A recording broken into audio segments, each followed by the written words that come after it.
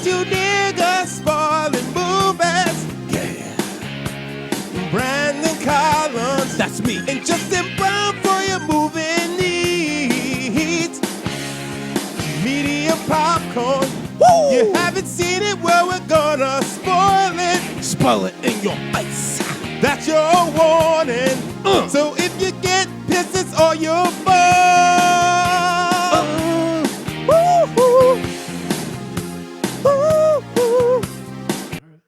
How y'all doing? Good, man. Can't complain. All right. Well, you're gonna complain about this movie probably. I'm gonna do the intro, and then Justin will take us from there. Tati, hearing to y'all. Yeah, that's what this movie did to me. Made me break out my wine pajamas and pour a glass of what is this? Fun fact about Tatiana: her wine pajamas are just her pajamas. No, they got wine on them. Oh, I didn't know it was gonna be wine night. I'd have got me some wine. Yeah, I got water. So I didn't know it was wine night either. But you know what? Jesus turned water into wine. So in theory, you are on trend. There you go. All right, Rod's everybody. got This is tea. Media and Popcorn, Niggas Spoiling Movies. This is your boy Brandon Collins, Guys, and it's Justin Brown. and we are joined by Tatiana Hey, everybody. and two returning guests that just make sense for our last episode 2020. We couldn't do this. We wouldn't be where we are without their support and you know how much they talked about our crazy theme song and everything. Rod and Karen for the Black Guy and Tips. How y'all doing? Great. How y'all doing? Thank you for having us. Happy New Year, everybody out there. Indeed. Let's end the violence of 2020 with a good episode. 2020 literally has us waiting to exhale. Yeah. Well, this is like a New Year's movie, so I feel like you know this is apropos of doing the final episode of the year, and if we can all just have a better year than these ladies did, we'll be going good. Yeah, I mean that's crazy that all that happened in a year. One of them got divorced, one of them got pregnant, the other just ended up with Jonathan Hines for some reason. Gregory Hines, Brandon. Whoa. Gregory Hines. Yeah. Yes, Gregory Hines. A classic. Nope. You and that. Now, yeah, Gregory Hines, he's I know. heralded. I know. I know who Gregory. He's black royalty. I know. Tap Yeah, dance yeah. royalty. You done made all the aunts over 50 mad at you. Fuck that up. It's all right. Brendan doesn't know about aunties. So I think that's, You know the crazy thing about obviously I knew that Gregory Hines, he died like 2003, but I knew he had cancer, and he died of liver cancer, but his girlfriend that he was living with at the time or engaged to, I don't know at the situation, she died like 6 years later of cancer as well. She was like a bodybuilder. Okay. I was like, God damn, cancer is just the Yeah, worst man. possible thing, man. Takes everybody, and it's just I don't know. It has upset me because I love Gregory Hines as a kid. I always wanted to tap dance because of that black man. Yes. I don't know why. Like I never had tap shoes. But I felt like he kind It's of a made talent, tap dancing cool. Yeah. And then you had the dude with the braids who then came out and then kind of revolutionized it for the younger generation. Yeah, you guys remember who I'm talking about? Yeah, I do remember that dude. He was like, didn't it start with like an S? Was that not Leon before he became a model? I mean, Leon is in this movie, and it's great. Yeah, no, but we're talking about a real person, Brandon. I understand, A but real Leon- person who was a tap dancer, not Leon playing him in a movie or whatever you were thinking. Well, I think that Leon. Savion Glover. Yes, yes. well, yes. every black actor that existed in Hollywood was in this movie. Except for Denzel. Yep. Well, yes, except for Denzel and like Oprah. But but if you were black, you were in this movie. It's just like living single. It would have been funny though if one of Whitney's if the dude she was hooking up with wasn't Dennis Haber, but it was Bobby Brown. Stop. Nah, that's a little too spot on. It just No, would have been great. Although there was a line in this movie where Whitney, what's her name, Savannah, Yeah. right? Where she called one of Robin's boyfriends a crackhead. I was like, isn't that the pot calling the kettle black right about now? Right? Yeah. Or maybe like you can say it, kind of Yeah. like how I say that. I mean, because at the end of the day, Whitney never showed us those receipts. Right. Mm-mm. Yeah, I mean, Yeah. it's hard to get receipts when you're getting crack. There's no, they're gonna have like a square for you to swipe and get the email sent to you. Well, no, I think when she made that comment, she was trying to say that her shit is so good that you like they don't give receipts. You just get it, you know? I don't know. Whitney Houston, she was a high person Well- talking about her drug use. So I don't know. Well, one trivia fact I learned about this is that Whitney actually had a cocaine overdose during the making of this movie. Wow. Yeah, Pot calling the kettle black. yeah, man. This is this, and the reason why they couldn't do a sequel, they wanted to do one back in 2011. They couldn't do it because they were waiting for everyone to sign on, particularly Whitney, and then Whitney died a year later. Mm. Wow. So they have no plans to do a sequel now. Well, I mean, Well, you know, the crazy can. thing is that Whitney gave birth to her first child in 1993. So 2 years before it's happened. So it's like, was it like postpartum depression, things like that, where her cocaine use went out of control? If she had, so she had to have probably had the baby before the making of this film. So it's like, I don't know. It's interesting now just learning that she had an overdose during the making. Like that's Well, according to the Bobby Brown story, Whitney and her brother put him onto coke. So this was something she'd been doing for a while. It's true. It's true. Rod and Karen, where did y'all Okay. fall on this movie? What do you mean? Where do we fall? Like, what were Like, y'all? do we fall into a cocaine addiction that we're Nah. privately nursing and not telling anyone No, about? we're not falling in that direction. Like, well, what do you guys think about Whitney Houston's personal life and her drug use? Well, Karen put me on the crack. I wasn't really fucking with her like that, but she showed me the life. What, did you all see this movie when it first came out? I did. Yep. I read the book too when I was a kid. Oh shit! Okay, this is I about. don't know what my mom was letting me do to read that book when I was 15, because that book is like there's stuff in that movie that didn't make it. I still remember there's a scene where there's like some toe fucking going on. And I'm like, I remember thinking to myself, how are they gonna illustrate this in the movie? And obviously they just decided not to, which was, you know, in hindsight, very smart move. You know, Wendell Pierce is like, damn, I really want to do that toe scene. Listen, okay. I mean, could you blame them though? Oh yeah, I mean, Layla, I mean, she looked Little good. Sean, I mean, I think I mean, you just have to pardon my freakiness. I'm like, it's in the script. Well, well, you know, at the same time, like it's not outside the realm of possibility, because this movie posits that all the men were one, terrible at sex and had very small penises to the point where the woman didn't even know whether it was in or not. And like every time they had sex, other than when chick had sex with Leon, is like And Wesley and Angelina. yeah. No, they never had They never had sex. sex. Oh yeah, they snuggled. That's right. It wasn't Wesley. It was Whitney and Allstate. Allstate. Yes, You know, he was president, right? yes, that's what I said. He showed up on screen. I did a salute, Soon Mr. as- President. As soon as he answered the door, I'm like, David Palmer. As soon as he answered the door, I was just like, and that's the Allstate stand. Don't worry, baby. You're in good hands now. You know, Kenneth did look really hurt though when Whitney dumped him at that bar. He was just like, oh. But Should have taught to go over more lap. But at the same time, it's just like, why would that character? Why would she even waste her time with this dude? It's just like she already knows what he's doing. You know, Well, I mean, her mom was telling her, you know, she was giving her really good, you know, relationship advice on how to keep a good man. And so it's hard for you to, you know, wash that off. I mean, there's a point, I guess, in your single life where you will you exhale. well, no, but well, someone lays it down so good that you're like, sure, like this is a thing. You know, like I know it ain't perfect, but damn, it's good. So what you're saying? That's my is- wife, yo.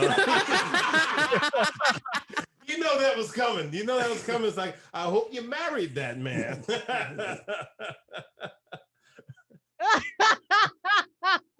She's like, I didn't, but I'm like, why would that matter? Okay, happiness is what matters. His laughing so hard, she just Say that fucked joke. up. I was over here just trying to sip my wine in peace. Nazi just spit her wine. Choked I on her own wine, guys. think you broke her, Roderick. Damn, y'all. This is I want that Rod and Karen on like to celebrate black love and shit. And it's a rope. Hold on. Time out. You brought Rod and Karen on. Sorry, I said Cameron for some reason. I've been fucking up all night to talk about black love while watching Waiting to Exhale. I thought I remember it was a love story, but then as I told my Justin God. before we recorded this, so for the past like 20 something years, I've had this mixed up with Poetic Justice Oh, and what was the other movie that I thought it was like a hodgepodge of all three of these movies, and it was not good.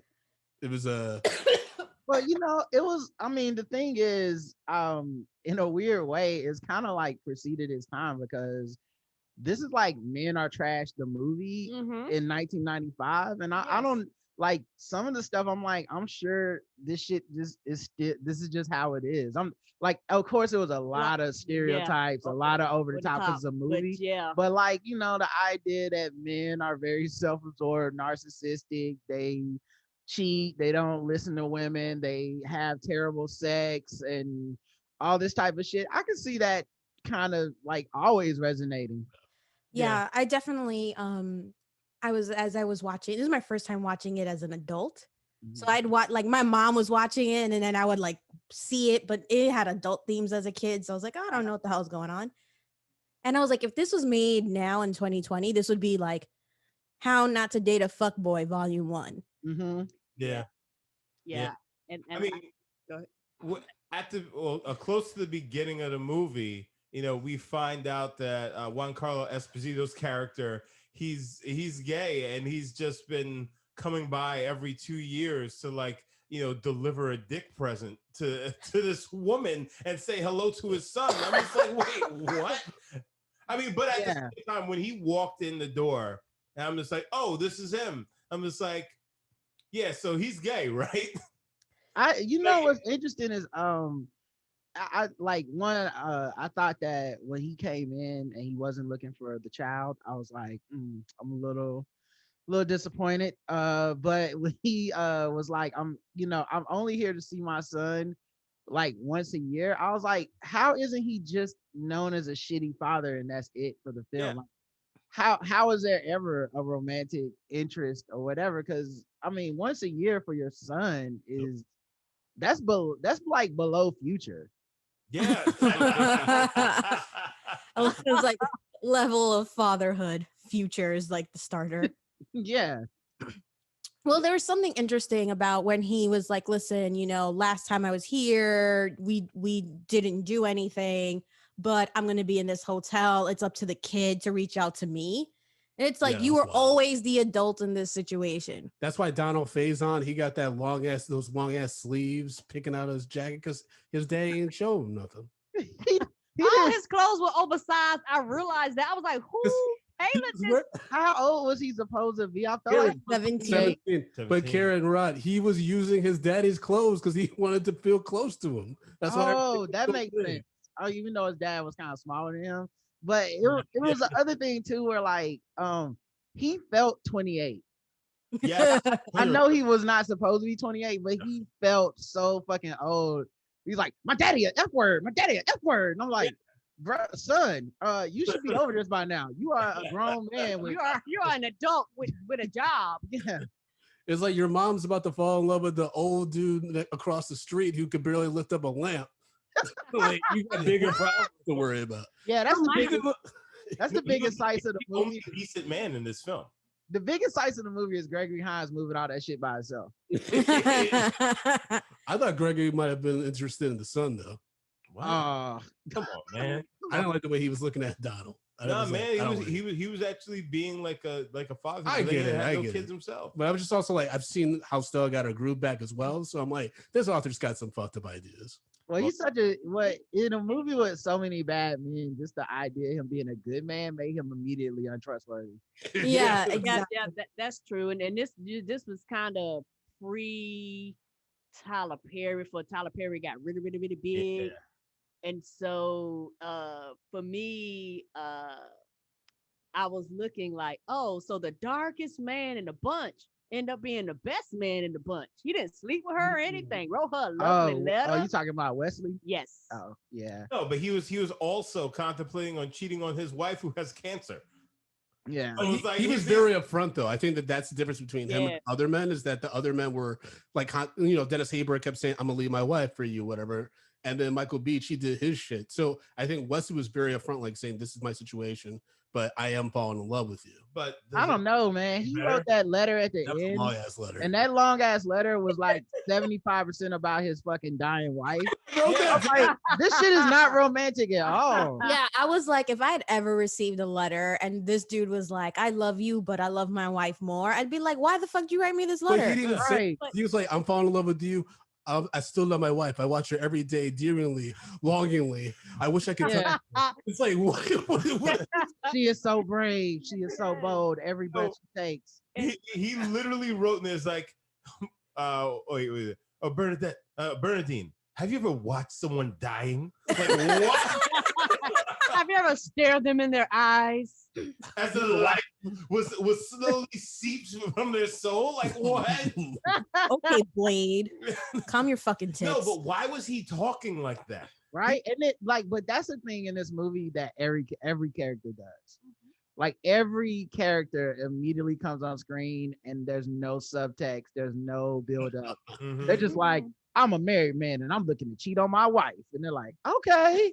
Like everyone's like that. I got 3 kids and I like to do cocaine. You want to hang out? I'm like, damn. I kind of like that energy though, because it was unpredictable. Like when Troy shows up at Robin's house and with the he's like, "Damn, it's hot." I'm like, "Nigga, you wearing leather?" Yo, he's wearing a leather vest like he's Stone Cold Steve Austin. Yeah, Michael T. Williamson literally deserved an Oscar nomination. He was like, "Don't worry about it, baby." Oh yeah, I was doing cocaine immediately after getting into a party. He Yo, couldn't get like best supporting for this shit in '95. Like I don't know who else the contenders were, but like that nigga stole the show. Yes, he Yo. did. And was he throwing mangoes? I couldn't tell what the fruit was, to be honest. yeah. But like, why was there random fruit in the yard? I was like, isn't this Arizona? I don't know any fruit that's like native to Arizona that just be like laying on the ground. Yeah, He was like, have some fruit salad, bitch, and like throwing oranges. Like what the fuck was? Yeah, I up was like, with are that these oranges, lemons? Like what could possibly be growing right now? that shit was a grapefruit. That was big. That was a Yeah. size. dude? And who buys 12 grapefruits? Yeah, and then just scatters them in the lawn. Yeah, What's going on? Or maybe they're bag of rips. Dude, like the first time we see him, he gets high on coke. But then the second time we see him, I feel like he was drunk. Like it wasn't even the same drugs. He had that many problems. Yeah. Well, I mean, when they walk into that party, he is on cloud fucking 9. He is like down on the floor, like shimmying and shit. And he comes up, everybody in the party, other than the 2 of them and one other woman extra that they passed, were all white. Yes. And he comes in just like straight up, just fucking nigga jigging right through the door immediately. He's like, "Sabidi da, sabidi do." What did you all think about? Well, we'll talk about Wendell Pierce's character in a second, but the husband John of Angela Bassett, Mhm. that guy, how did he not know what was coming? Like because the way he just dismissed her, he's like, "Yeah, so you're not gonna come with me to the company party tonight. I'm taking her." It was like, whoa. And then I it's mean- like, "I'm leaving you now." Well, she followed that up with he's like, "Oh, would have been better if she were black." He's like, "No, it would have been better if you were black." I'm like, Yeah, that was that was a tough one right there. That was a tough one right there. But how did he not expect for her to potentially destroy everything he had left in the house? Yeah, that's like that was his first mistake, right? Like not only did he piss her off on a night that she's already half dolled up, but he was like, "I'll be back next week." That's a whole 7 days. Like 7 whole days. I was like, you take your shit now because it ain't gonna be here when you come back. You know what? I too would have been selling his $5,000 skis for 50 cents. See, that's they the made problem, they though. made him so. I think they had to make him so. I mean, every man really in this Yeah. movie, but they had to make him so obtuse and so cold that it doesn't even make Angela Bassett look crazy to burn all his shit. No, Like no. Yeah. like she didn't even. That was like the least crazy thing in the movie. It was more crazy when she cut her hair. It Well, was. And started sleeping with married men. Yeah, that was like I was like, oh, she's acting out. But before when she burned everybody the shit down, I was never like, wow, she's out of control. No, during that scene, I like one that's like an iconic scene, but also I was like, oh, this is what the producers at Love and Hip Hop told Mimi to do when she found out about Stevie J and shit. Yeah. This is like a whole season of Love and Hip Hop Atlanta. We actually did. I was just like, oh my God, like, not to say that this movie is the reason why. And I was like, but the things that Whitney Houston's or Savannah's mom is like telling her and happens in like BIPOC communities where you're like defined by your like relationship with men, and you know, the holidays are coming, and I know in Latino culture, Spanish culture is always like, where's your boyfriend, right? Y el novio. And you're like, why? I just walked through the door. What you asking me for about another person? Mhm. So it just was like one of those things where I was like, this is why we have Love and Hip Hop, because we were just sitting there defining ourselves based on these bum ass dudes. And now, like, we just scarred women. You know, if you really think about it, from that character, the mother, Whitney's character in this, she's just basically the progression into Mama D. She's like, that's what Mama D starts off as, that person, and then next thing you know, you have like the kind of faded out background behind it. It's like, and that's why you kill a nigga. Like, that's where the that's other where it extreme comes from. too. And I think for me, the way I view this movie, it is a bunch of bad people making bad decisions all across Yeah. the board. And I think that is written from a woman's perspective. So it's one of those things where the women are flawed characters too, but at the same time, there are a lot of women who have dealt with a lot of that fuck shit too. So it's one of those things where women have dated a man. I got Black women in my family that I love very dearly. They have dated married men and did all the same things. Where I'm like, oh, okay, I under, because like Tatiana, I watched this when I was a child, loved the movie, didn't really understand the context. This is the first time, 25 years later, the first time I'm watching it as like an adult. So my perspective of it is completely different, because now I'm looking like, oh, everybody made bad decisions. There's no way I'm going. I met somebody in 3 days. No, I'm not gonna meet your mama. You know, like it's certain things I'm not putting up with, but I think that that's just a difference. Even as a kid, I knew this shit was bad. Like it's not even like I had to get grown. I was like, these motherfuckers are fucking life up. Life cannot be this hard, or these decisions don't make any sense. Like even a dude that broke up with his wife, Michael Beach, who only plays bad dudes in movies. Yeah, like, His Like- career has never recovered from, especially this movie. yeah, I just feel like he walks in and his like he reads for parts and he's just like, so I'm reading this part. When does this dude beat his wife? 'Cause if I read the whole. I mean, is there another part of the script? Because if not, I think my agent may have made a mistake. But yeah, it was like the mistakes or just the decisions people make in this movie, they're so predictably bad because there's just no subtext to the movie. It's like they are just trying to give you the broad strokes. Motherfuckers show up on screen. It's like, I'm leaving you tonight at the Christmas party for a white woman, and I am leaving the children, and you will get a nice hefty sum of $3 to make it last for the rest of your life. making that You forever. black bitch, and then they just disappear. You're like, damn, of course he's gonna get his comeuppance. Like that's That's a I mean, terrible thing. No, but he doesn't.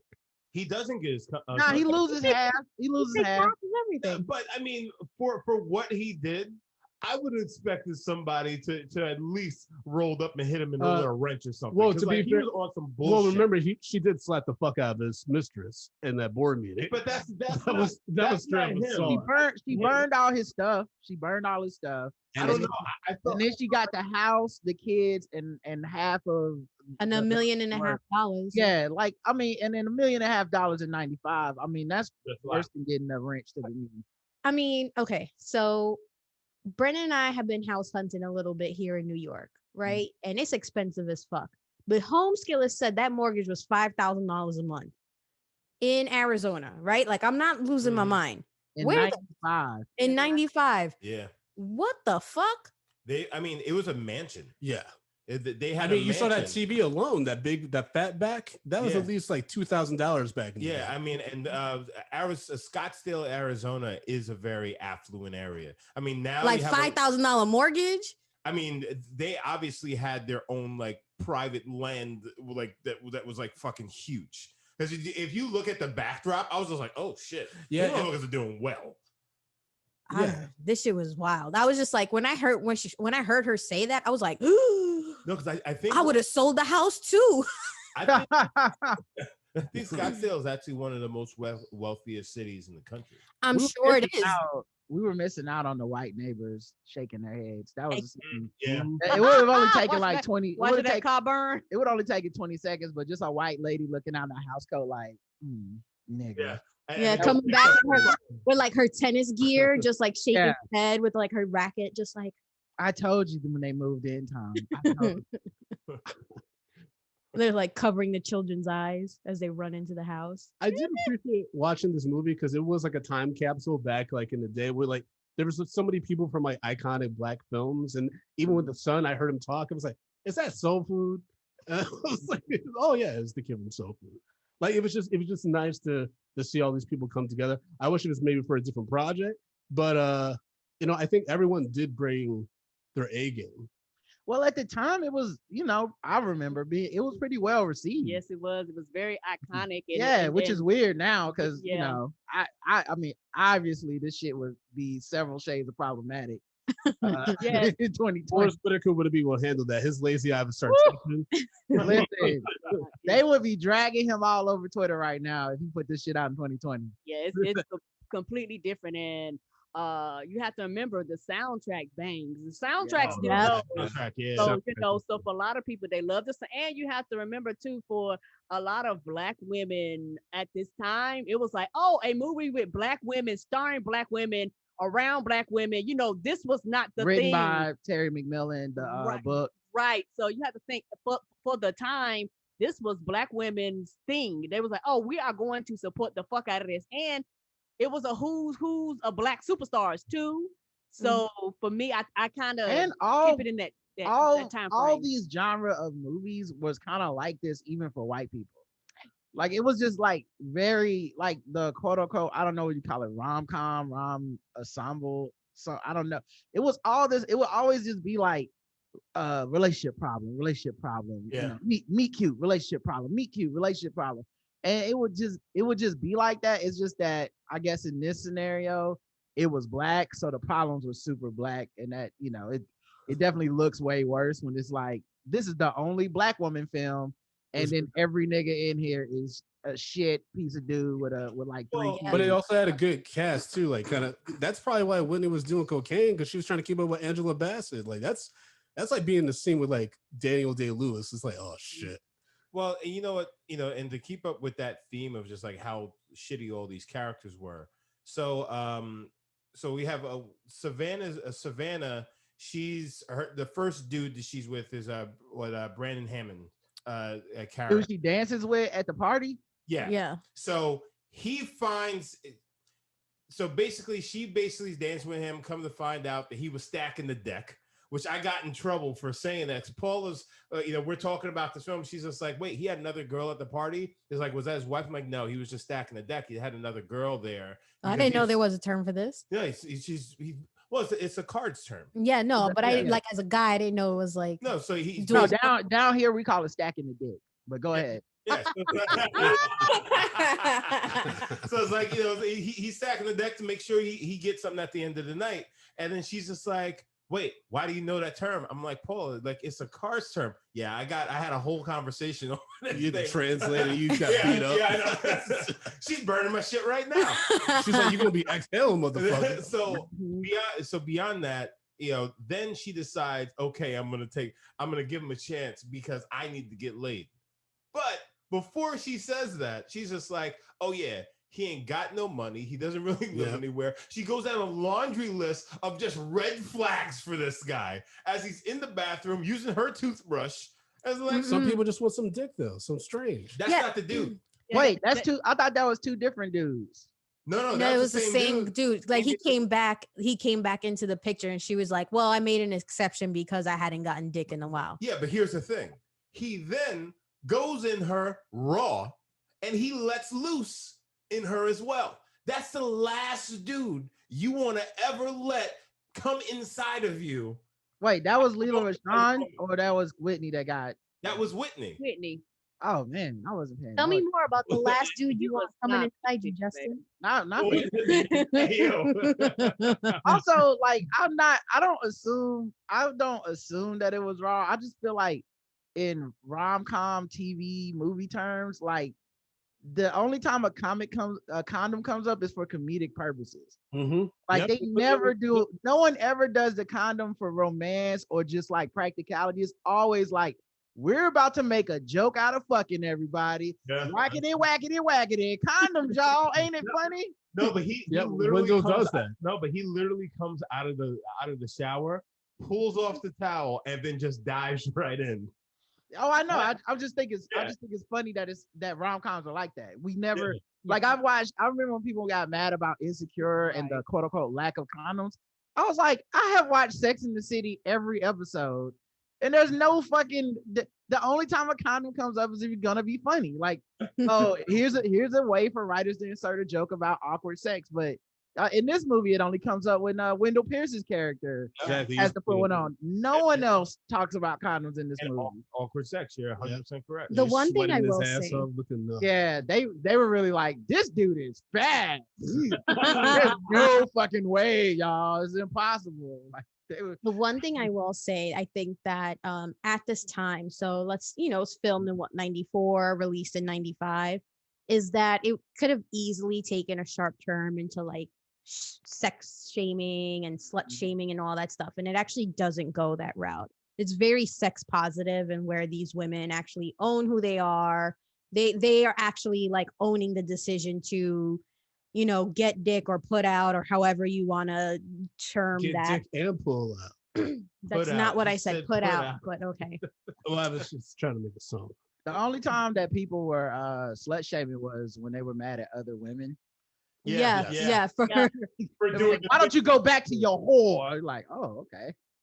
but like But as you're the whore in this other situation. I'm like, didn't you just fuck a married man? That don't got nothing to do with this part. That's irrelevant. I'm slut shaming now. Everyone be quiet. Remember Savannah's mom said, he's a good man.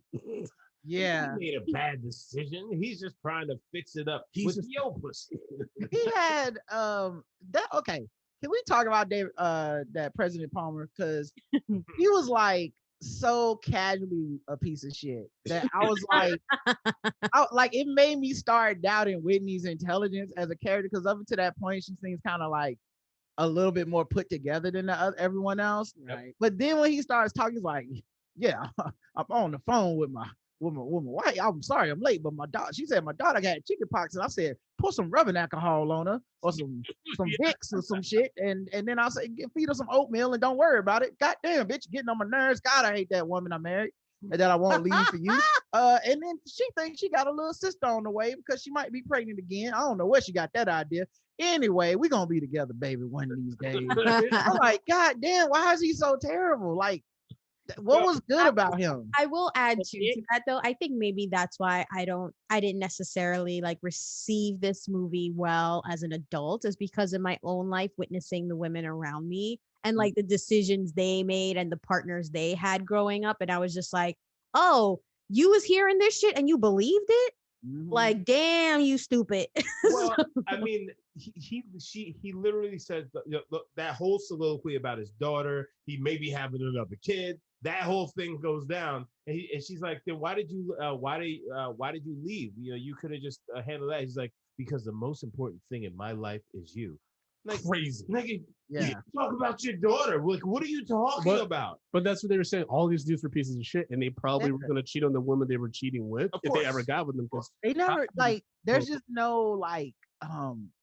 There's no twist to any of them. Like Mm-mm. there wasn't a thing that you just were like, I didn't see that coming. Like, oh, things are going well, and then the romantic cliffhanger is something that you go, oh, that's unfortunate, but how could she have known? No, everything was like, nah, you should have known that. How did you not know Leon was gonna come in the house and act like that? He was acting that way the first time, so of course the next time he's acting that way. I'm pregnant. What do you want me to do? It's like, damn. God damn, you want me to take care of it?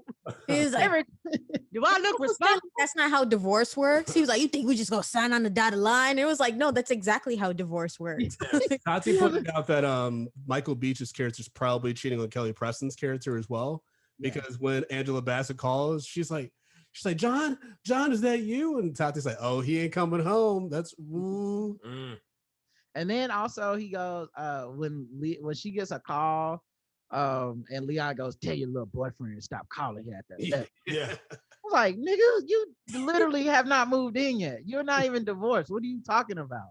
Like, and you literally just got here from having sex with your wife. Yeah, like That's wild. Yeah. That was I was like, man, I would have kicked.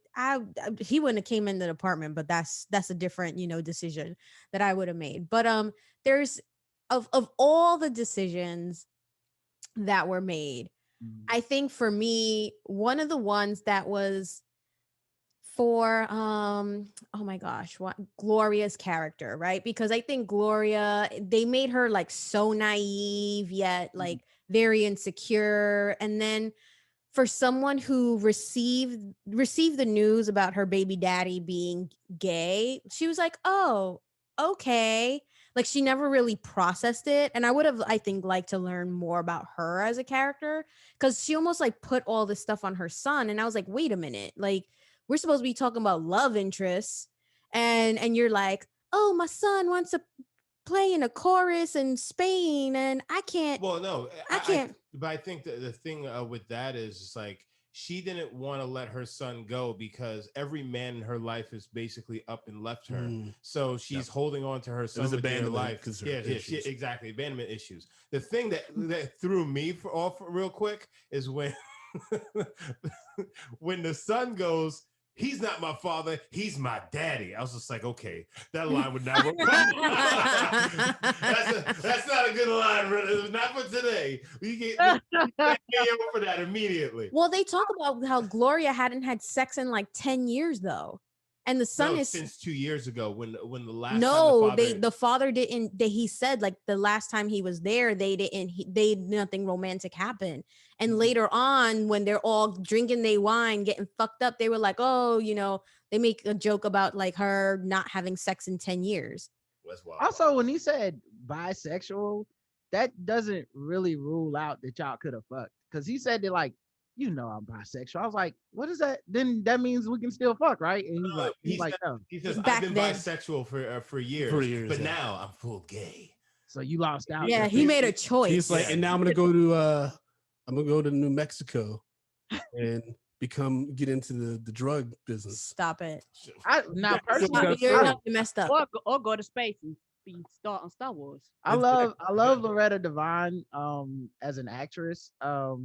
But the way that they wrote her character was like she was supposed to be 800 pounds and hideous, because like everything she said was like, well, I know I'm just a fat, ugly, old woman piece of shit that nobody wants, but you think maybe you could come down my house and fix some? I'm like, why are y'all doing this to this character? Like they are making her read herself for Phil. They have moments so over the top. They have moments where the characters you were clearly like, these are educated women. Why are they acting like this or doing these things? Yeah. Like when they're all trying to blow out the candles in that birthday cake, I'm like, so y'all just gonna spit all over this thing and not put on any of these lights? But And I was like, no wonder she hasn't had sex in 10 years. She doesn't know how to blow. She kept going like. It was just crazy. It was like the movie. It was like the movie just wanted us to feel like there was no shot in hell she would any man would ever be interested in Loretta Devine. Except for a gay guy who was confused 17 years ago. Like I was like, that's fucked up, because she owns a salon. Yep. Like these are women who are in these like, good positions. So Gloria, they dress her frumpy in every scene. Everyone else got like a chance to like dress up and go out and have like that, maybe that little black dress moment where you're like, ooh, they look shy. Okay. or like even like a negligee or something. Like all her shit was just like, Here's a sackcloth. yes, they somehow went into the future and grabbed Viola Davis's dress from Ma Rainey's Black Bottom, and they just yeah. very nice. No, but you guys are right though, because Angela Bassett, the very first scene, she's beautiful in a dress. Oh. Whitney gets dolled up. Robin's dolled up the whole movie. They have her That's in really fucking fucked up, lingerie and Yeah. shit. Yeah, they put her in Holy shit. lingerie every second they can. I mean, why wouldn't she? and you know, for Gloria's character, if when her baby daddy comes over and she thinks she's gonna get some, you think she would have had a little pizzazz or something. Mhm. You know, and it's not like she's not looking. She sees eye candy. She has these really quippy sort of comebacks and be like, if I had a chance. And you're like, girl, show me a knee or something. And you know what? Hippolyta should have dressed her. Hippolyta would have had her good to go. Yeah, that was just over the top for me. I just kept thinking about that. And then she would like down talk herself. Like, she's like, I know he ain't gonna be interested in me. Why would he ever? I'm like, am my eyes broken? What is happening? Well, I mean, with a shitty son like that, he's probably saying some off the wall shit. She probably had no low self-esteem, and Her son, that's another thing. Her son wasn't nearly as bad as I thought he would be. Yeah. Like, I thought they were gonna, like, that scene where Gregory Hines is eating the sandwich. I was like, okay, here we go, classic. You're not my dad type of moment. Yeah. He just comes over like, tell me they got no cheese on it. We're a family. I was like, oh, Yeah, that was very like family sitcom, you know. It was like I was waiting for them to like just throw their arms over each other here. yeah, Go to commercial break. it's a grand tradition. the new day and age on the newspaper page. Yes. With the fucking saxophone. It's just We did a saxophone solo in here, and I'm a sucker for a saxophone solo. Oh my god. it's just Donald Faison playing the saxophone and looking at the camera smiling. well, then they have him like it's like silhouetted. It's just like the sun's behind him, just like the saxophone, and then that just goes away really fast. Yeah. Um, Oh my god. Just wipe the screen. You always with have to that. have a beautiful. You always have to have like a soul music scene in a in a black movie, as well as a church scene. Yes, and we got one. The church scene. Yep. It was good. Okay. So my question was, How old are all these women? well, they're supposed to be in their 30s, that's very debatable. But like you said, I don't know if you said during it or before. Whitney Houston was 32 when she was filming this. Yeah. So I mean, She Yeah. looked great. it's, Mhm. I mean, it was the 90s. I mean, you gotta remember, she was on crack, dog. Yeah, exactly. You gotta give her more credit. She did look great for a crack. We're doing crack Yeah. This is and true. cocaine. Mhm. Yeah. You gotta give great on the Whitney- curve. She just had a baby. And she was doing a lot of stuff with the booty because her and Bobby What? talked about that in the show. She had a lot of things going on, man. Y'all Okay, never watched Brandon. Being Bobby Everything Brown? comes back to the booty with Brandon. What is your fascination? It's a beautiful part of the body. Okay, so I want to talk about the mom just calling and just being like, they cut my food stamps to $57 a month. I was just like, whoa. Why did Savannah not help her out? Why does that not come back up in the movie ever again? She literally was like, oh, baby, I didn't want to bother you, but I'm down to my last 57 cents in my bank account. But you need to get a good man and just don't have nothing to worry about. You understand? It's Well, true. And then but she does tell, he's like, listen, you're gonna go down to the Western Union, okay? I'm gonna send you some. He's like, oh baby, thank you so very much. Yeah. And then she calls her at work though to tell her that her fucking ex-boyfriend is gonna pop up to give Yeah, her it was some crazy. dick. This But is like true. you can't be like, oh, and by the way, Right. I need some money for food. well, but He then, was on the Bro, phone. you have to prioritize. He was on the phone and he was crying, and I just No. said, "That's a good man. You need to go ahead and give up your whole career for him." Right. You have to prioritize. The dick is more important than me right now. I just don't. I just feel like I thought the subplot was gonna be he was giving her money or something.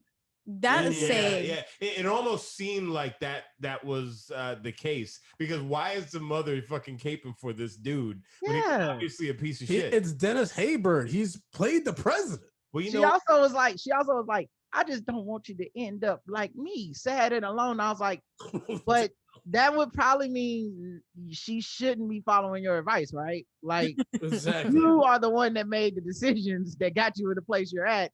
you never stop to think maybe I shouldn't be giving advice. Maybe I'm not the one to be telling my daughter how to act with a man. Well, but then also at the same point, then Whitney's just looking at it, she's like, sorry, this is what we're gonna do. When you want to talk about something, call me. It's talking about whether it be bingo or this or that. Call me. Do not call my ex and have a conversation about me and then give him my phone number and address so he knows where to find me. And that's the thing. It's like, so the mother's alone, and then he knows that. He's just like, I'm gonna get back in with Savannah. So I just hit up. So he's mama. a predator.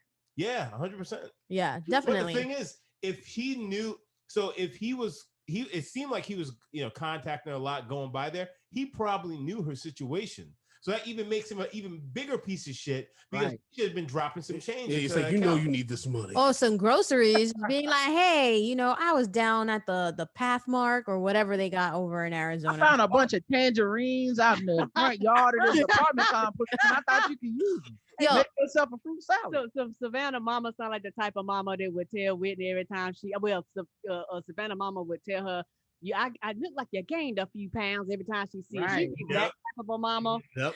Just from the way she talks. Oh, can we also talk about Michael T. Williams' rant against black women out of nowhere? Right? That came out of nowhere. I would have thought that the fucking husband that had the white mistress would have been the one to say that.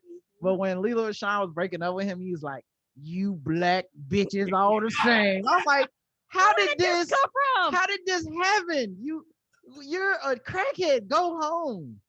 And he was overheated, when you have a like heat what? stroke, you just start hallucinating and saying shit. He made it sound like white women love when I be on drugs in a noticed leather setup outfit in their front yard throwing fruit. He was like, they love this cracked out dick, and you should too. Yeah, it was there was He's like, what am I supposed to tell my baby and my family? But she's like, wait a minute. You got a baby? He's like, yeah, my baby's 13 years old. So what? Like, what? Yeah, he was I was gonna take you to meet him today. It's been 4 days since we started dating. You ruined the surprise. Now But come on and open the damn door. Come But on, what can I use the bathroom? This was only a few days of dating because the first time they go out, that's when he does the cocaine 2 minutes into the party, right? Yes. And he's just like, "Ooh, yeah." No. It was this was literally 3 days.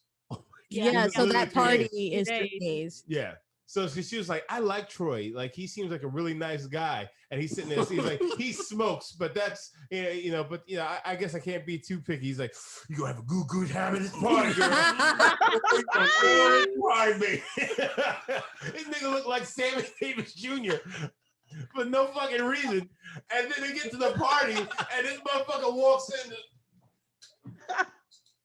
He walked in like fucking Steve Martin and Dan Aykroyd in that fucking SNL sketch. He was definitely the black friend of all those white people. Of course he was. I'm telling you one thing. If you take me to the crack house on the first date, this over. Where's that to go from here? Mhm. Yeah. I mean, this is, I think, very, like Brandon mentioned, it is like a timestamp for the 90s. There's everybody is smoking, so those cigarette lobbyists work real hard. Yeah. Indoor smoking. I wrote that down. I was like, man, I'm so glad I don't do that for my, I have asthma, so. But they used to do that all the time. You could smoke everywhere. I remember going to the bars and coming out smelling like a fucking ashtray and fucking nasty beer. Well, that's I you shouldn't hated be. I'm glad you stopped drinking, man. Yeah, okay, Brent. I think you're gonna say, I'm glad you start smoking. Like, we know Justin doesn't drink. No, I used to do that too. I would go to a bar with my white friends and come home smelling like a fucking chimney because they smoke. Yeah, to be all in your hair, all in your clothes. It's the worst. And the thing about smoking, I have family members smoking, aunts and things to smoking. When they was at that party and Angela Bassett was over there and she had that cigarette and it had burnt down and it was like this real long thing of ash. I was like, there's no way that would stand up like that long. Yeah. And you don't smoke, because I've seen smokers and I was thinking like, that is actually terrible. Do a better job. Well, you've never smoked while hating a man. If you hate a man, You hate a man, it would make your ash stand up apparently. yeah, the physics of the ash are determined by how much vitriol you have for your husband. I mean, there's definitely one of, it's for women, by women. It has all of their points where you do like be like, fuck that dude. He ain't shit, even though the he ain't shit writing was all over the walls like the whole time before you could even commit to being It was like very on the nose. how invested you want to be, right? And that's the thing. Everybody in a relationship, right? There's a point where you make a decision and you're just like, okay, either I want to continue this for whatever reason. So whether it's because you like the sex or because you enjoy the company or you like the really sex. see the future with this person. And it genuinely seemed like they were all just horny. Yeah, they were trying. I think what it is like in movie terms and stuff, and we also just the times we hadn't made it far enough for women to be like discerning. So so it couldn't be like this is a pretty good dude, but he's not perfect, and I've decided to move on. It had to be like this dude has some unforgivable shit about him. And so now I'm leaving to like, justify her actions. yeah, like I'm not the bad guy here if I decide to move on from him because he didn't tell me about his secret son. He showed up drunk and he's on crack. You know what I mean? Like it's like it felt like all the dudes had to be like that. And he shot. Say that again. I was just gonna say because of his outfits, it's like, Yeah. where was he The going?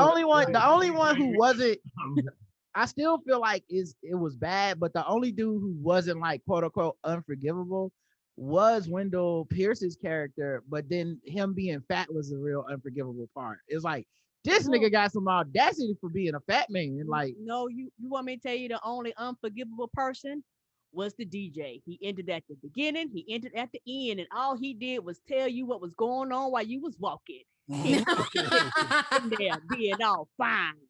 I hate when movies do that with the DJ that's playing throughout the entire thing. I don't know why that just angers me so much. I didn't didn't mind it. I just hated that they went away for it for like over an hour. Yeah, so like if you're gonna do it, just go ahead and do it. Like it should be the intro to every like scene. Yes. They did like it was overbearing for the first like 10 minutes. Every fucking like ladies, if you got a husband that's leaving you for a white woman, I'm gonna play some Tony Braxton. It was like, why is it? Does he know what's going? Is he watching the movie with us? The narrator, what's happening here? Love should have brought his ass home last night. And and it would have been great too, like your Rod is saying, because there were moments where they were clearly showing us like scene to scene. There was like blackout moments. So that would have been the perfect time. It was just like, oh, we got all the exposition we needed, on to the next one. Actually, to tell you the truth, now that you're saying it, for this movie, and because this album was so fucking good, yeah, it does make sense, you know, to have that DJ playing all those hits, you know, throughout the film. But it's like most movies do not have that to fall back on. Right. If you're watching Candyman 2, the one in fucking New Orleans. Holy shit. Oh. Yeah, there. I mean, and then it's like you gonna come on down, get some of this bacon gale and the lean sauce. You know, down in New Orleans, they get nothing but swamp sauce here. Yeah, I think because this movie was so like the contract, the soundtrack was so iconic that the DJ kind of makes sense. I just wish I was like, why do you just stop that? Like, you had to keep it going because there's so many, and they keep playing music the whole time. And at one point, I thought a song was playing like in the soundtrack, like we could hear it, but not them. And then they like, oh girl, is that so turn that up? And I was like, all this music has been playing. Oh, I there was definitely scenes where I was like, is this supposed to be happening, or is this just like art streaming? At the end, when they do the slow-mo at New Year's Eve and they're moving up and down, I was like, what's wrong? That's what Roger said. Roger was like, what's wrong with the TV? And then there's times where there's also times where they have inner monologues that you're like, oh, okay, that makes sense because you wouldn't say that out loud. But then there's other times where they are saying shit out loud that you're like, no one says stuff like that out loud. Like, you know what I mean? Or like in their minds, they'll be like, you know, I was gonna give him some tonight, but now that I know he has a wife, I don't think so. You're like, okay, that makes sense. And then the other one's like, he left me for a white woman, stranger I met at the bar. I'm like, I don't know if I don't think that's a meat cute story.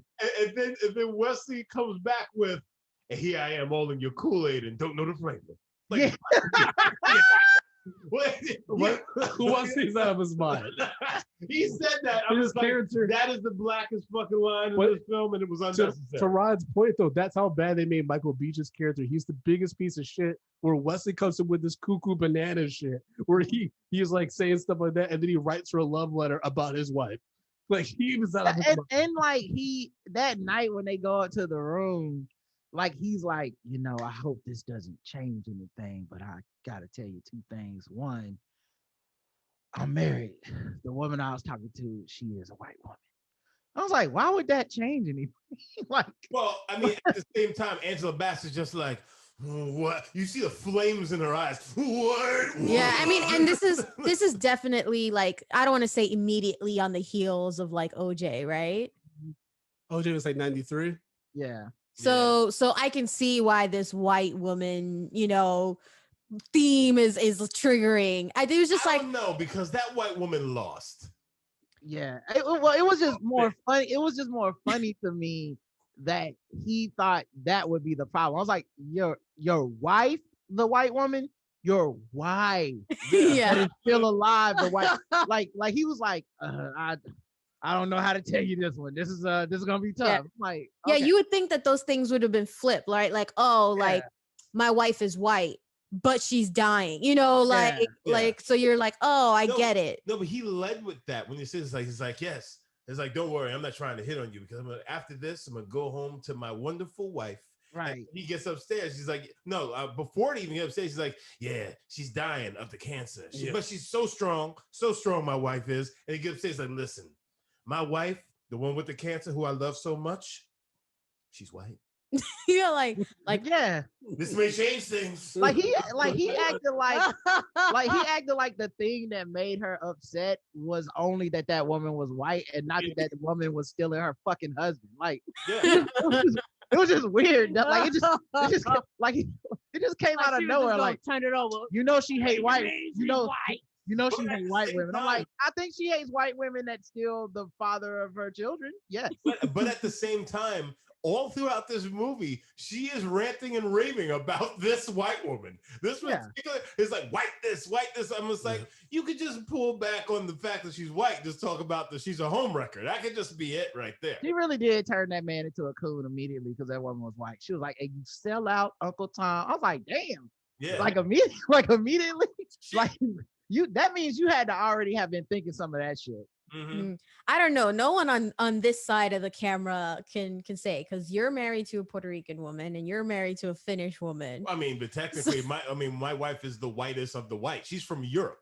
She is from the she is. So from that's the probably why we're like, overarching- but that's what I'm saying. It's probably why we're not like, oh, like that's not like the worst of the worst. But I can't, like, I've only dated black men in my life, and I like me being in New York City. And I would get like, oh, of course you would take our good black men. And I'm like, yo, we are all in the same boat right now. Please don't do this to me.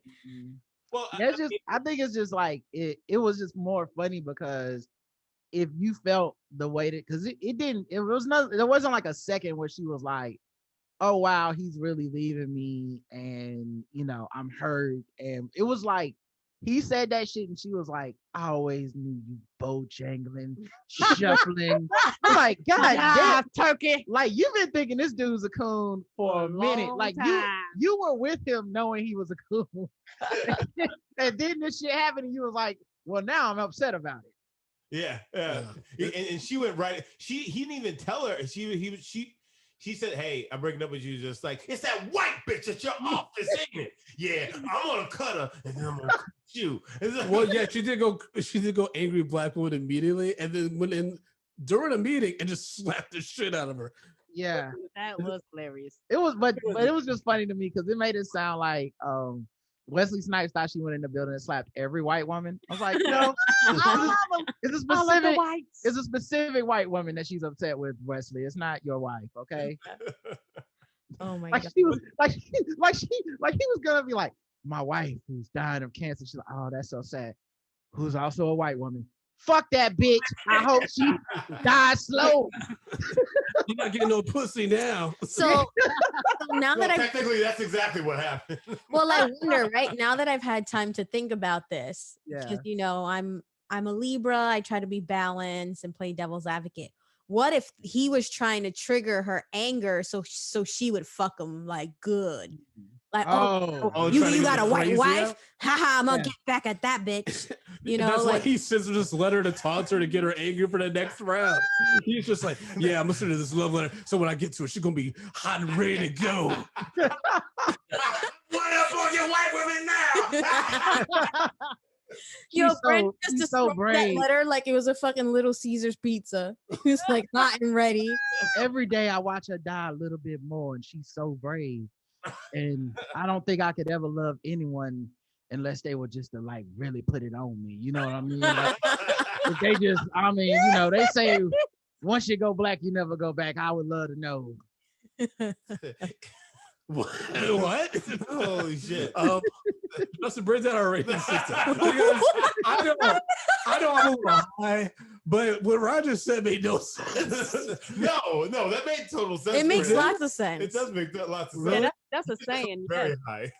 Like, if I don't know why I just don't know why he wrote the letter that way. But it was, It was very strange. Yeah, because you know when you want to The talk. only to thing your that would have made it mistress- just a little crazier is he drew it, he written it in blood. no, And that's just a little crazier. His dying wife's blood. No. He just like pricked her Oh, finger shit. and like used her hand. Also, did y'all notice he Alright. wasn't sure she got that letter?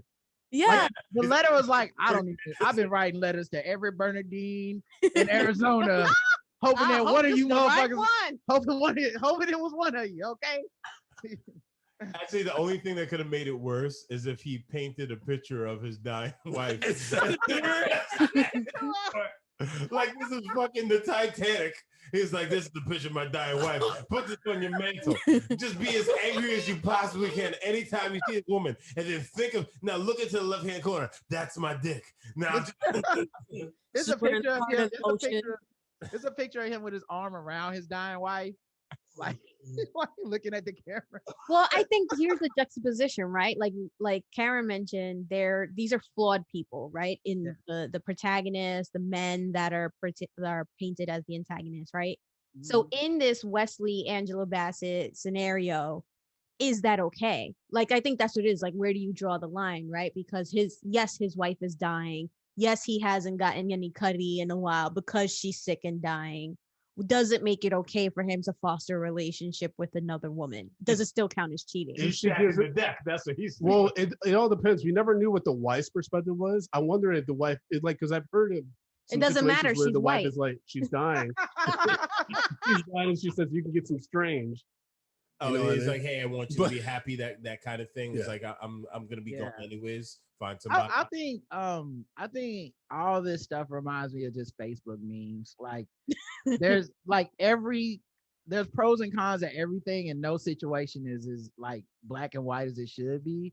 And his was the most like not black and white. Where You know it's- what? That's perfect. It should have been them laying in the bed side by side, and somebody just posted on Facebook and said thoughts. Yeah, that's really all it was. It was basically like, cause like I don't even think in this movie they ever consummate the relationship. Mm-mm. So they kind of make it where like, you know, they leave it up in the air where like his wife dies, and then after appropriate amount of grieving, they would maybe start seeing each other or something. That's They did, not what they're gonna do in yeah. the sequel. yeah, they didn't make it seem like he's like, now look outside. I'm in your front yard, you know, like it seemed like I've been here the whole time. yeah, they wanted it to be He's like, comes in the house all shivering. He's like, I'm so glad you finally got the letter. I hand delivered it myself. Yeah, he's just looking outside, and his wife was in a wheelchair. And he's don't worry. I turned the heat on in the car. Brandon, I'm just The- letting you know right now, you can't fuck nobody else until I'm actually dead. Yeah. That's just the lay of the land. All right, duly noted. Justin, break down our rating system, baby. So call me baby, Brandon. All right, guys. So we rate this movie. We rate these movies bags of popcorn, small, medium, large, and the XL for the exceptional. The movie doesn't deserve any popcorn. We throw it into the dog shit pile. Where we pile piles and piles and piles of Mhm. dog shit on top of it. So we sat down and watched Waiting to Exhale. Starling, Waiting to what? Waiting to Exhale. Exhale. He said it. To exhale. Yeah. Brent, are you gonna correct someone's English right man. now? Yeah. I heard it's so You called good. Angela Bassett Angelina 3 seconds ago. Okay, listen. Why you bringing up old shit around? That was minutes ago, motherfucker. I'm having fun. What did you think I said, Brandon? This is coming from somebody who I actually asked him one time if English was his first language because he was pronouncing everything wrong. Y'all are like assholes because you guys tease me about my pronunciation of things. You never ask yourself, man, do I need to give Brandon some help with his like auditory issues? Oh, I'm gonna who send are you you, some more- Scooby Doo? Let's take some Piccolo phonics tapes, Brandon. Yeah, at this point, it's up to you. Can't put that on us. So let's start. Karen, what say you? For me, I actually enjoyed it as bad as it was.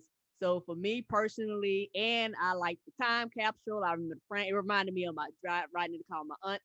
So I'm going to give it a large. But this is just okay. me because I actually just enjoy the nostalgia behind it. Okay, Tati. Oh, is it Yeah, lady? yeah. We bouncing. It was like, is ladies first because after such a movie where all the men were so shitty, we gotta come back and be chivalrous. I will say that for me and just like my liking, it's actually getting a medium. Okay. I just don't like how the women are just portrayed to be kind of as smart as they are. They're also very stupid. I'm just like, come on, girl, you better than that. But this soundtrack is bomb. Yes. Like from front, sideways, backwards. Brandy sitting in my room. I was I'm like, just a I mess. literally was sitting there like while the music was playing. Was like, we just needed this soundtrack. That's all we needed. Shout out to Babyface. So yeah, it was a bop, and it gets a medium for all the reasons I mentioned. And throughout this episode. Eating popcorn. All right, Rod, what you got, bro? Well, I think as a man who has made mistakes, I mean, I'm still gonna be with you, Karen, but after I get done with my secret wife and my other family. Oh shit! Hope she ain't white. Whoa, She better not be white. let's not bring up everything at once, okay? She's dying of cancer. She's dying of cancer. You gonna tell me you doing crack next too? Okay, she's dying of cancer, and y'all calm down. She deserves a little bit of mercy. I think I give it a small. The same, mostly for the soundtrack, like, and also I just don't think this is my genre of movie, where it's just like, it's not even like a rom-com. It's like a romantic ensemble. I don't know. Like they do these movies like once every 5 years. They did one for Valentine's Day. Yeah, New Year's Eve. And stuff. Yeah, they do these. So it's kind of like everything's so fast. There's too many characters. It's so over the top. I do appreciate the iconic Black actors and like, oh, there's so and so. Like I did like that, but as a movie, I think it aged so poorly that I would just give it a small. This definitely has the foundations for the Tyler Perry handbook. So yeah, it's definitely Yes. the kind of movie that if Tyler Perry, I can see Tyler Perry making something like this today, and people would hate it. So like it's getting a little bit of grace just from the fact that it's some nostalgia for me. You know what? It's funny you said because you said people would hate it. I think it's the opposite. It'd be some people would hate it, some people would love it. Oh, of course.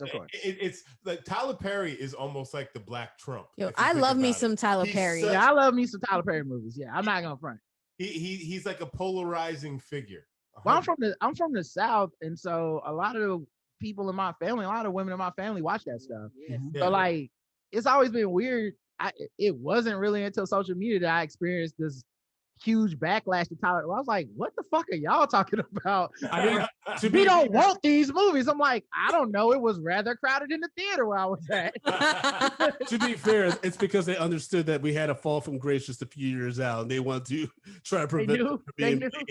They knew that what was the acrimony was on the way, and they couldn't help themselves. Chris. Oh, I boy. saw that movie twice in the theaters. Fuck Uh, y'all. We saw it in the movie theater, and I remember when the credits started rolling, Justin just stood up and yelled out loud. Tyler Perry's out of his goddamn mind. Oh, that was so much fun. I went to the Yo. Black Movie Theater and we had jokes. I had a ball. I want to see Yo, this. that was the same thing in our theater. People were losing it. Then we interviewed a guy right afterwards, and he was bonkers. Yes. Yeah, it was great. Listen, when Yeah, the you can't pandemic take it seriously. when the pandemic's over, I'll need a sequel. Tyler, if you Yeah. listen, You know what? I'm not gonna lie. I would sign Tyler Perry up to direct a sequel to Waiting to Exhale. Yo, I think we should. Oh my do a God. Watch party. Oh, jeez. Let's do an acrimony watch I don't want party. to watch that thing again. That was fucking wild. Michael Ealy would be in there and shit. Yeah. Trying to kill somebody. Right. Yes, Murder. having a job that nobody could really tell what it is or how much you make. That was another thing that was really weird about this movie is like and I'm not saying I wanted these things. I actually like that. But there's no physical violence. There's no sexual violence, anything like that. Like they kind of avoided a lot of the pitfalls of the 90s and 80s of like, we go all the way over the top. She said, I don't want to drink any more water. He just started beating the shit out of her for no reason. Like all the men were fucked up, but they weren't like too fucked up. Yeah, that's true. That's Because I didn't quite remember the movie because I hadn't seen it such a long time. But I was expecting worse. But I did. Yeah. It didn't go as far. Yeah, as I definitely had a different movie in my head because, like I said, I mixed up this with Poetic Justice. What's love got to do with it? And so All that sex very scene, different movies. That sex scene with Robin and Wendell, I had visioned that was in the back of the post truck from Poetic Justice because my mind is just like warped all these films together. So I give this a medium. What about you? What about you, Justin? Mind of yours. Okay, Brandon. Hold on. tired. We need to go back and break down what you just said. What's love got to do with it? Poetic Justice and Waiting to Exhale. Yes. And you had Wendell having sex in the back of a mail truck. Yes. And you thought one of these was a romantic movie because you mentioned it earlier. You thought it was about black love. I think all three of those movies are struggle at best. Yeah. Thank you, Brandon, Rod. there's lots of things wrong with you, brother. There are. I mean, I enjoyed this movie. I think the performances were good. Forrest Whitaker did a decent job directing what he could. I think some of the effects were kind of weird. Like that slow-mo at the end was very confusing. Yeah. But yeah, it was fine. I think obviously the guys are pieces of shit, and this made me. It wasn't even like for me. It wasn't even like I could discount and be like this is fictional because I know stories of wives that got left by their husbands and fucked over like this. So I'm just like, man, men are piece of shit sometimes. Also, Gregory Hines, the big fight that they had wasn't even that big. It wasn't a fight. Yeah. Yeah. It was like she basically just had a moment and then he went across the street to his house and then the next day they were cool. Also, how come none of the men had sleeves? Yo, Except for what the Donald- fuck was up with the anti-sleeve agenda in this movie? It was so much violence against sleeves, man. It's hot in Arizona or wherever the Well, fuck I mean, they that are. is true. Yeah. This is based in Arizona. high altitude too. But and this is also the 90s where people were just wearing sweater vests for no good Like, I reason. knew that Jodeci was like, we not wearing no sleeves, but like they made this shit seem like all fashion in the 90s was anti-sleeves, and that's just not true. I mean, I don't know. When you think about it, Tupac didn't wear sleeves. Yeah. Right. That's one person. Everybody else had If DeVoe had freaking jumpers on with no shirts under it. No sleeves. No way Michael Bivins didn't have a shirt. That man always wore a shirt. Just Yeah. You knew he didn't want to see all that. So, I mean, this movie is definitely, it's kind of like a female empowerment film, but it's like obviously the 90s were just a crazy time. So it was very, very problematic. So it's like how it's hard to figure out how I want to rate this, but at the same time, not seeing it in such a long time is like, I actually did enjoy watching it. Yeah. Which is where I thought this was going to be really bad. I was just like, I actually got through it and it wasn't painful. So for that, I'm going to give it a medium. Okay. But I can't believe I'm the lowest one on this. yeah, you know, 'cause it's usually to me this is really Yeah, y'all are the ones I'm always like, man, they always score things way lower than I would have. And I finally get a chance to come back on the show, and here I am. Tables have turned, Rod. I changed my rating to an extra large. I support Black women, and this is the greatest film of this film. Rod and Karen, thank you so much for joining us. Please tell our listeners how they can follow you. You can find us, The Black Guy Who Tips. We're on Spotify. Just search The Black Guy Who Tips, and you can find our podcast there. And if you want to find our website, it's theblackguywhotips.com, and social media is The Black Guy Who Tips. Just put that in your social media, and we should pop up. Dope. Justin, how can people follow you? Guys, you can follow me at J Brown Did It on Twitter and Instagram. Tate? You can find me at Boricua Collins on Instagram and Twitter. You all can follow me at American Collins, AmericanCollins.com for stuff coming up. And then you can follow the show at Medium P Podcast on all social media accounts. Sign up for the Facebook group so you can be part of conversations, help us choose future episodes, and then you get the inside scoop on what's going on Patreon. Justin, if people want to support the show financially, though, what can they do? I mean, Brandon actually brought it up. So go to patreon.com/medium popcorn. We have tons and tons of content on there for you to enjoy. If you feel an extra froggy, take yourself down to tpublic.com/medium popcorn. We've got some underwear. Swag. I'm a Patreon subscriber, and I also own several pieces of swag He does. from the podcast. So, I wholeheartedly endorse that. Thank you so much, Thank y'all. you. And congratulations on all your success this year. It Yes, is a indeed. crazy year, but you all were like one of the, the only shining lights in this whole thing. So Yeah. Yeah. You're like the black beat- shining lights. Yeah, you really are the beacon of hope. Lighthouse Yeah. right now. We're like, oh my gosh. No pressure. But thank y'all, man. We appreciate it as always. And, always an open door for y'all to come on the show and kick it with us and stuff. And, love the show, man. Y'all keep doing great work. We do. appreciate it, y'all. Appreciate it. Well, happy New Year to you and our listeners. Woo! Everybody freeze frame. Everyone falls in love sometimes. All right, good night, Brandon, guys. take it away, man. No, I want you to sing You because want me to sing? I know you know the word. What's all am I doing? Shoot. It's called the Shoop song too, right? Shoop. Like Yeah, shoot. no. The wrong one. The wrong one. The You know, wrong let's do count on me. Count on me. He doesn't know it. You can count on me. No. Brandon's gonna start singing songs from Poetic Justice. Now. If it ain't in so what's love got to do with it? yeah, I was like, if it ain't in sync, he don't know it. All right, y'all. Have a good night. Have a big time in the city. Take care, Later, y'all. y'all. Bye. Bye. Later.